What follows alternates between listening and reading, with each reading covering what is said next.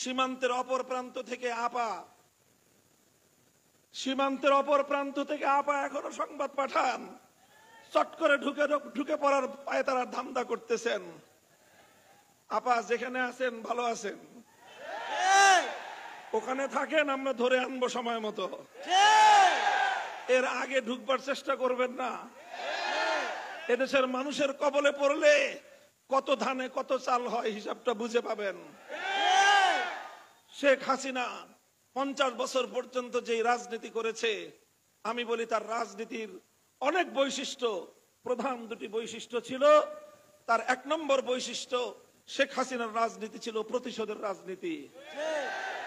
75 সালে তার বাবাকে কেন খুন করেছিল মানুষ, কেন অভ্যুত্থান হয়েছিল 15ই আগস্ট, সে কথা তিনি ভুলে গেছেন। 30,000 মায়ের বুক খালি করেছিল বাকশালীরা। বাংলাদেশের মুক্তিযুদ্ধ এত মানুষ মরে নাই, সেই পরিমাণ মানুষ 71 থেকে 75-এর 15ই আগস্ট পর্যন্ত এদেশে হত্যা করা হয়েছে। সেই মানুষের জন্য কোনো মায়া নাই, কোনো চোখের অশ্রু নাই, সব চোখের অশ্রু শুধু 15ই আগস্টের জন্য। এই বৈষম্য ভালো না।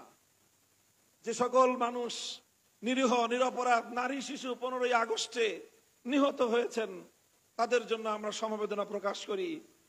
কিন্তু শুধু নিহত তো তারাই হন নাই, তাদের রক্তের যেমন দাম আছে, ওই 30,000 মায়ের চোখের অশ্রুর কোনো মূল্য নাই। যাদের সন্তানদেরকে, তরতাজা তাগড়া তাগড়া যুবকদেরকে তুলে নিয়ে গিয়ে আপনার বাবা হত্যা করেছিল, সিরাজ শিকদারদের জীবনের কোনো মূল্য ছিল না। যাই হোক, পুরাতন হিসাব, ওই হিসাবে আমি যেতে চাই না। 15ই আগস্ট এই অভ্যুত্থানের পর শেখ হাসিনা আন্তর্জাতিক গণমাধ্যমে বলেছিলেন যে জাতি তার বাবাকে খুন করেছে, হত্যা করেছে, তিনি সেই জাতির কাছ থেকে প্রতিশোধ গ্রহণ করবেন। এই ঘোষণার পর 1975-এর 15ই আগস্ট থেকে 2024-এর 5ই আগস্ট, এই 50 বছর শেখ হাসিনা বাংলাদেশে রাজনীতি করেছেন। শেখ হাসিনার এই রাজনীতিটা ছিল প্রতিশোধ গ্রহণের রাজনীতি। তিনি প্রতিশোধ নিয়েছেন বাংলাদেশের জনগণের কাছ থেকে, তিনি প্রতিশোধ নিয়েছেন বাংলাদেশ নামক রাষ্ট্রটার কাছ থেকে। এই দেশটাকে তিনি স্বাধীন রাখতে চান নাই। দেখেন না, কথায় কথায় বলতো বিদ্যুৎ দিয়েছি, বেশি কথা বললে বিদ্যুতের সব সুইচ বন্ধ করে ঘরে বসে থাকবো। বলতেন এই মোবাইল ফোন দিয়েছে কে? উনি মোবাইল ফোন দিয়েছিলেন, উনি বাংলাদেশে ইন্টারনেট দিয়েছিলেন। সারা পৃথিবীর মানুষ যখন মোবাইল ব্যবহার করে অগ্রসর হয়ে গেছে, বাংলাদেশে নাকি জনগণকে উনি মোবাইল দেন। এই ছিল ওনার ভাবখানা। পদ্মা সেতুটা মনে হয় যে ওনার বাপদাদার টাকা দিয়ে উনি বানায় দিয়েছিলেন। এই অবস্থা করতেন। এই অবস্থা করে তিনি এই বাংলাদেশটা সম্পর্কে তার ধারণা এটাই ছিল, বেশি বাড়াবাড়ি করবা, বাংলাদেশটাকে ভারতের অঙ্গরাজ্য বানায় দিব। এটা ছিল তার রাজনীতি। এজন্য ভারতে গিয়ে তিনি মাথার মধ্যে তিলক পরেন। সেখানে তাকে মুখ্যমন্ত্রী ঘোষণা দেওয়া হয়, তিনি মুস্কি মুস্কি হাসেন। বাংলাদেশের মানুষ সেদিনই বলে দিয়েছিল, বাংলাদেশের ক্ষমতার মস্তদে আমরা স্বাধীন আত্মমর্যাদা সম্পন্ন প্রধানমন্ত্রী চাই, তিলকওয়ালী মুখ্যমন্ত্রী দেখতে চাই না।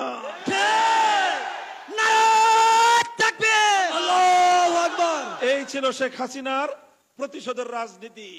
শেখ হাসিনার রাজনীতি ছিল বিভাজনের রাজনীতি। 2024 সালের ছাত্র জনতার অভ্যুত্থানের মাধ্যমে তার বিভাজনের রাজনীতি পরাজিত হয়ে বাংলাদেশের মানুষের মধ্যে অভূতপূর্ব ঐক্য সূচিত হয়েছিল। এই ঐক্যই ছিল বাংলাদেশের আগস্ট বিপ্লবের শক্তি। এই ঐক্যের মাধ্যমে এদেশের মানুষ ফ্যাসিবাদকে পরাজিত করতে সক্ষম হয়েছে। এই ঐক্যটা আমাদের ধরে রাখতে হবে। এই ঐক্য যদি আমরা ধরে রাখতে না পারি, বিএনপি, জামাতে ইসলাম, হেফাজতে ইসলাম, আমরা কেউ এদেশে নিরাপদে থাকতে পারবো না। কারণ শেখ হাসিনা শুধু একা নয়, তার পিছনে লুকিয়ে আছে ওই শক্তি যারা বাংলাদেশটাকে স্বাধীন দেখতে চায় না, যারা বাংলাদেশটাকে বিশ্ব দরবারে মাথা উঁচু করা আত্মমর্যাদা সম্পন্ন জাতি হিসেবে যারা দেখতে চায় না।